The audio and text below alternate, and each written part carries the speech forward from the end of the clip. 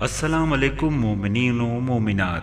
جیسا کہ آپ کے علم میں ہے کہ 1400 سال گزرنے کے باوجود دور حاضر میں دم ہلاتے اور غیر ارادی طور پر فطرت کے عین مطابق ایک ٹانگ اٹھا کر اپنے ہی تین پر ڈیش ڈیش کرتے ثقیفائی کتے ہر اس انسان پر بھونکتے اور کاٹتے نظر آتے ہیں جو خاندان نبوت پر حق کو بیان کرے، اب چاہے وہ انہی کا کوئی عالم ہی کیوں نہ ہو۔ یعنی جو بھی اہل سنت عالم بھی اہل بیت پر حق لکھے، جناب زہرا سلام اللہ علیہ کی مظلومیت کو بیان کرے، شہادت محسن علیہ السلام پر لکھے یا ان کے تین صاحبان کے کرتوت غیر متعصب ہو کر بیان کر دے، تو یہ نہ صرف اس کتاب کا انکار کر دیتے بلکہ اپنے اس عالم کے گلے میں رافضیت کی گھنٹی باندھ کر اسے ہم شیعان علی کے کھاتے میں ڈال دیتے ہیں۔ تو آج میں انہی اہل سنت علماء میں سے ایک، جس کا نام ابن قتیبہ دینوری، جو تیسری صدی ہجری کا ایک بزرگ عالم اہل سنت ہے، اور اس عالم کی جس کتاب سے ان نواسب کو مسئلہ ہے اس کا نام الامامت و سیاست ہے۔ یہاں پر میں ابن قتیبہ اور ان کی کتاب کا تھوڑا سا تعارف پیش کر دوں، پھر یہ ثابت کروں گا کہ نہ صرف یہ کتاب ابن قتیبہ دینوری کی ہے بلکہ یہ اہل سنت عالم قطعاً شیعہ نہیں، اور نہ ہی اس نام سے کسی شیعہ عالم نے یہ کتاب تالیف فرمائی۔ ابن قتیبہ کے جن کا پورا نام ابو محمد عبداللہ ابن مسلم ابن قتیبہ دینوری ہے، یہ تیسری صدی ہجری کے حنبلی سنی مصنفین میں سے ایک ہے۔ ابن قتیبہ کی پیدائش سن 213 ہجری میں کوفہ میں ہوئی اور سن 276 کو بغداد میں فوت ہوئے۔ اہل سنت علماء ابن قتیبہ کو امام الفقی کے نام سے بھی یاد کرتے ہیں، اور ان کی کتاب امامت و سیاست حضرت رسول خدا صلی اللہ علیہ وآلہ وسلم کی شہادت کے بعد اسلام کے ابتدائی خلفاء کی تاریخ کا تفصیلی جائزہ ہے۔ اس کتاب میں در حقیقت اسلامی تاریخ کے ایک انتہائی حساس اور عبرتناک دور کے واقعات کو درج کیا گیا ہے۔ بیچارے ناصبی جتنی بھی کوشش کر لیں اور ہر میڈیم پر اپنے امام دینوری کو بدلنے کی کوشش کر لیں، لیکن کبھی کامیاب نہیں ہو سکیں گے۔ المختصر کہ اگر یہ شیعہ کتاب تھی تو میرا سوال ہے کہ ہم شیعوں کو بتایا جائے آخر کیا وجہ تھی اس کتاب کو پوری دنیا میں اہل سنت مکاتب کی جانب سے شائع کیا گیا، جن میں سب سے پہلے مصر تھا، بلکہ اب تک شائع کی جا رہی ہے۔ میرا دوسرا سوال ہے کہ اگر یہ شیعہ کتاب ہے تو پھر ابن قتیبہ نے اپنی اس کتاب کے مقدمے میں ایک ایسی حدیث کو سرنامہ کیوں بنایا جو قطعی طور پر شیعوں کی بنیادی عقائد و نظریات کے خلاف ہے، جس میں ابن قتیبہ اپنے مقدمے کا آغاز کچھ اس طرح کرتا ہے۔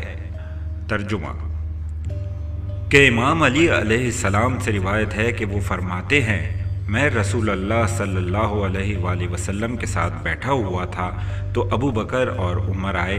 رسول اللہ نے انہیں دیکھ کر فرمایا، یہ دونوں سوائے نبیوں اور رسولوں کے اول و آخرین میں جنت کے بوڑھوں کے سردار ہیں، اور اے علی یہ بات تم انہیں مت بتانا۔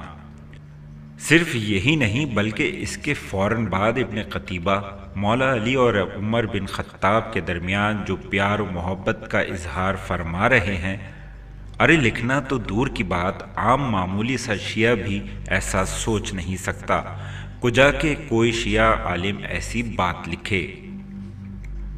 چلیں جی مختصر کرتا ہوں، ورنہ اگر کتاب کے متن سے اس کا غیر شیعہ ہونا ثابت کرنے بیٹھ گیا تو تحریر کیا، پوری کتاب ہی مرتب کرنا پڑ جائے گی۔ اب براہ راست اہل سنت علماء کی زبانی ابن قتیبہ اور کتاب الامامت و سیاست کو سنی ثابت کر کے تحریر کو ختم کرتا ہوں۔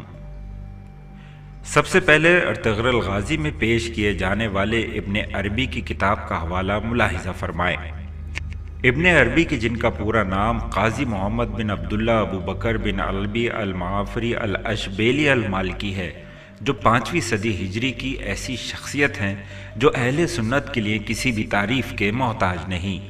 وہ ابن عربی اپنی کتاب العواصم من القواسم فی تحقیق موافق الصحابت بعد وفات النبی صلی اللہ علیہ وآلہ وسلم کے باب الثامن یعنی 8ویں باب کے صفحے 261 پر اس طرح سے کتاب الامامت و سیاست کو ابن قتیبہ کی کتاب ثابت کرتا ہے۔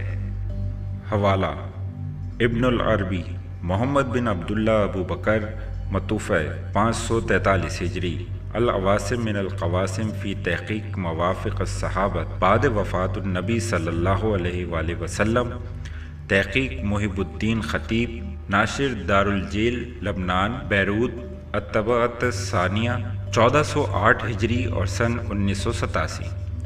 چلیں جی اب ذرا اس کتاب سے بھی ثابت کر دیا جائے جو کنگ فیصل سینٹر نے شائع کی تھی، جسے اسلامی کتابوں کے ورثے کا خزانہ کہا جاتا ہے، یعنی خزانۃ التراث۔ قارئین اس کتاب میں تمام اسلامی کتابوں، قلمی نسخوں، مخطوطات اور مکتوبات کا بیان ہے کہ یہ سب کس کے ہیں اور دنیا کی کس لائبریری میں موجود ہیں، اور یہ کتاب کئی جلدوں پر مشتمل ہے۔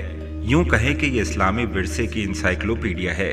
تو اسی کتاب خزانۃ التراث فہرست مخطوطات کی جلد 52 کے صفحے 934 پر جا کر دیکھ لیں کہ کتاب الامامت و سیاست کس کی لکھی ہوئی کتاب ہے اور کہاں کہاں اس کے نسخے محفوظ ہیں۔ میں یہاں حصول برکت کے لیے اس کتاب سے ڈیجیٹل کوڈ پیش کر دیتا ہوں۔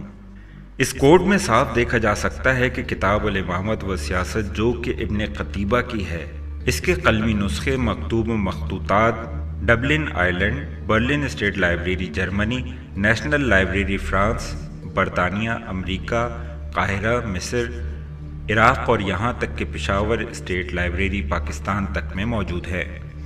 ایک بات اور مزے کی بتاتا چلوں کہ جو ناصبی الامامت و سیاست کو ابن قتیبہ کی ماننے سے انکار کرتے ہیں، وہی جاہل ناصبی ایک اور کتاب المعارف کو بھی یہی کہتے ہیں کہ یہ کتاب بھی امام ابن قتیبہ دینوری سے جھوٹی منسوب کی گئی، اور یہ دونوں کتابیں شیعہ رافضی کی لکھی ہوئی ہیں۔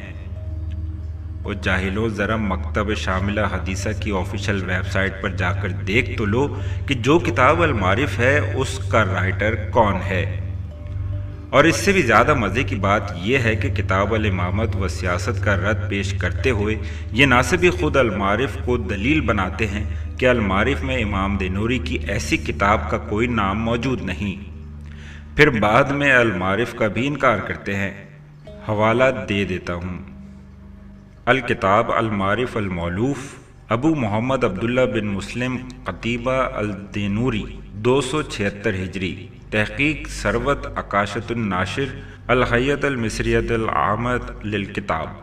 ویب سائٹ کا لنک بھی بتا دیتا ہوں، almaktaba.org/book/12129، یعنی al-maktaba.org/book/12129۔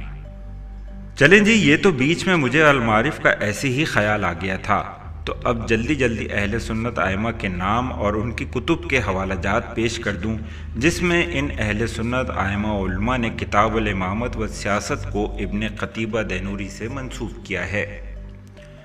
حوالہ نمبر 1 امام ابن حجر ہیثمی، تطہیر الجنان واللسان۔ حوالہ نمبر 2 امام ابن شبات تنوزی، الصلاۃ متی فصل 2 باب 34۔ حوالہ نمبر 3 امام تقی الدین مکی، العقد الثمین۔ حوالہ نمبر 4 ابن فہد مکی، اطحاف الوری بخبار عمل قری، حوادث سال 93 ہجری۔ حوالہ نمبر 5 یوسف الیان، معجم المطبوعات العربیہ۔ حوالہ نمبر 6 فرید وجدی، دائرۃ المعارف القرآن العشرین۔ تو تحریر اس نتیجے پر تمام کرتا ہوں کہ سنی بزرگ علماء و ائمہ کے مطابق امام السیاست نامی کتاب ابن قتیبہ دینوری نے لکھی تھی، اور اس کو جھٹلانے کا واضح مقصد ان سچائیوں کو چھپانا ہے جو ابن قتیبہ نے کھل کر بیان کی ہیں۔